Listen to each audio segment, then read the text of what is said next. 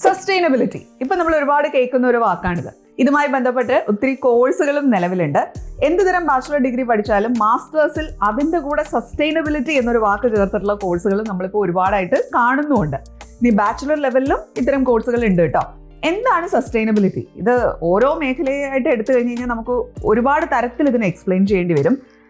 മനസ്സിലാകാൻ വേണ്ടിയിട്ട് ഞാൻ വേണമെങ്കിൽ നമ്മൾ ബിൽഡിംഗ് കൺസ്ട്രക്ട് ചെയ്യില്ലേ, ആ സമയത്ത് സസ്റ്റൈനബിലിറ്റി അറിയുന്ന എൻജിനീയേഴ്സിൻ്റെ ആവശ്യകത എന്താണെന്നുള്ളത് പറഞ്ഞുതരാം. ഇപ്പം നമ്മളൊരു വീടായിക്കോട്ടെ, വീട് ബിൽഡ് ചെയ്യുന്ന സമയത്ത് നമുക്ക് കൂടുതൽ നാച്ചുറൽ ലൈറ്റ് അകത്തേക്ക് വരികയാണെന്നുണ്ടെങ്കിൽ ഇലക്ട്രിസിറ്റി ഉപയോഗിക്കുന്നത് കുറയ്ക്കാൻ പറ്റില്ലേ? അങ്ങനെ കൂടുതൽ സൺലൈറ്റ് അകത്ത് വരുന്ന രീതിയിൽ ഇത് കൺസ്ട്രക്ട് ചെയ്യുമ്പോൾ അവിടെ നമ്മൾ സസ്റ്റൈനബിലിറ്റിയുടെ കോൺസെപ്റ്റിനെയാണ് കൊണ്ടുവരുന്നത്. അതുപോലെ തന്നെ നമ്മൾ സോളാർ പാനൽസ് ഉപയോഗിക്കുന്നു വിചാരിക്കൂ, അവിടെ സസ്റ്റൈനബിലിറ്റി ഉണ്ട്.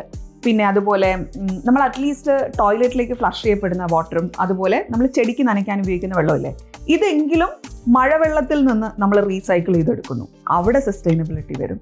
അങ്ങനെ ദൈനംദിന ജീവിതത്തിൽ നമ്മൾ കാണുന്ന ഓരോരോ മേഖലയിലും സസ്റ്റൈനബിൾ ആയിട്ടുള്ള ഒത്തിരി കോൺസെപ്റ്റ്സ് നമുക്ക് അപ്ലൈ ചെയ്യാൻ പറ്റും.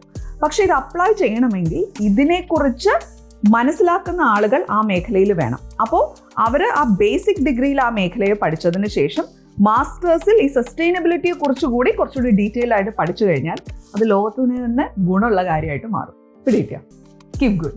Happy learning.